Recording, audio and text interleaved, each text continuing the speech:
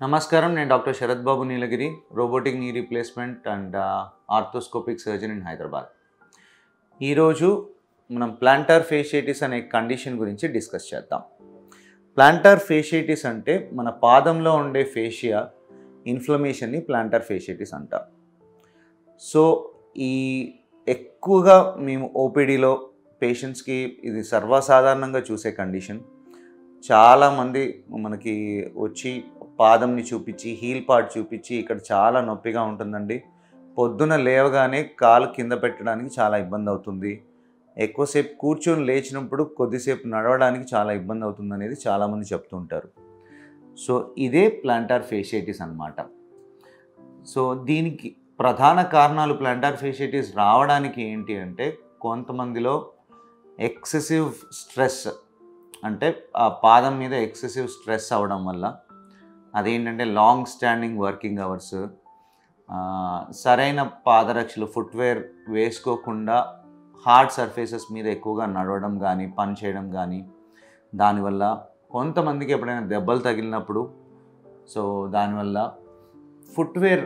Foot support అంటే foot arches కానీ ఇవి కొంతమందిలో బై బర్త్ సరిగా ఉండకపోవడం, ఫ్లాట్ ఫీట్ ఉన్న వాళ్ళలో, లేకపోతే హై ఆర్చెస్ అంటాం వాళ్ళలో ఎక్కువగా చూస్తూ ఉంటాం. ఇంకా కొంతమంది హై హీల్స్ వేసుకునే వాళ్ళు, ఏదైనా ఫుట్వేర్ ప్రాపర్గా లేని వాళ్ళలో ఎక్కువగా ఈ కండిషన్ని చూస్తూ ఉంటాం అన్నమాట. సో ఈ ప్లాంటార్ ఫేషియటిస్కి మనం ఆల్రెడీ డిస్కస్ చేసాం. సిమ్టమ్స్ అయితే కనుక మార్నింగ్ లేవగానే హీల్ పార్ట్లో పాదం కింద పెట్టడానికి ఒక 10-15 నిమిషాలు నడవడానికి, లేదంటే 15-20 అడుగులు వేయడానికి చాలా ఇబ్బంది ఉంటుంది. ఆ తర్వాత మెల్లిమెల్లిగా నొప్పి తగ్గుతూ ఉంటుంది. ఎప్పుడైతే మళ్ళీ ఎక్కువసేపు కూర్చున్నారో, ఒక గంటన్నర కన్నా ఎక్కువసేపు కూర్చుని మళ్ళీ లేవాలి నడవాలన్నప్పుడు సేమ్ ప్రాబ్లం, ఒక 10-15 స్టెప్స్ వేయడానికి ఇబ్బంది ఉంటుంది, తర్వాత మెల్లిమెల్లిగా తగ్గుతూ వస్తుంది. ఈ ప్లాంటార్ ఫేషియటిస్ ఇంకా అడ్వాన్స్, ఇంకా పెరుగుతున్న కొద్ది ఏమవుతుందంటే కంటిన్యూస్గా పెయిన్ ఉండడం, ప్రతి స్టెప్లో నడిచేటప్పుడు పొద్దున నుండి సాయంత్రం వరకు కంటిన్యూస్గా పెయిన్ ఉండే వరకు వెళ్తుందన్నమాట. సో ఇది డయాగ్నోజ్ అయిన తర్వాత దీన్ని ఎలా ట్రీట్ చేసుకోవాలి? దీన్ని ట్రీట్ చేసుకోవడం చాలా సులువుగా చేసుకోవచ్చండి. ఏంటంటే మనం ఫస్ట్ ప్రధానంగా మనం మార్చుకోవాల్సింది ప్రాపర్ ఫుట్వేర్. మనకి సాఫ్ట్గా ఉండే ఫుట్వేర్, మనకు కరెక్ట్గా ఫిట్ అయ్యే ఫుట్వేర్ అది వాడి, ఇంట్లో కూడా చెప్పులు లేకుండా నడవకుండా, మెత్తటి చెప్పులు లేకుండా నడవకుండా, బేర్ ఫుట్ నడవకుండా ఉంటే మనకు ఒక 50% వరకు ఫుట్వేర్ మోడిఫికేషన్తోనే నొప్పి అనేది తగ్గుతుంది. మిగతా 50% ఎలా తగ్గించాలి అంటే రెగ్యులర్గా దీనికోసం ఎక్సర్సైజెస్ చేసుకోవడం. దీనికోసం ఫిజియోథెరపీ అనేది చాలా ఇంపార్టెంట్.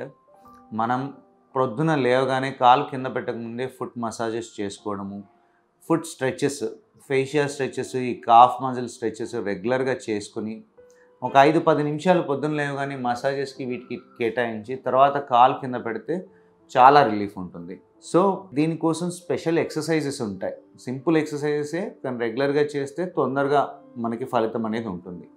సో ఆ ఎక్సర్సైజెస్ రెగ్యులర్గా చేసుకొని, మెడికేషన్స్ అయితే చాలా తక్కువ రోజులు ఉంటుందండి. పెయిన్ చాలా ఎక్కువ ఉన్న వాళ్ళలో ఒక 2-3 రోజులు మందులు ఇస్తాము.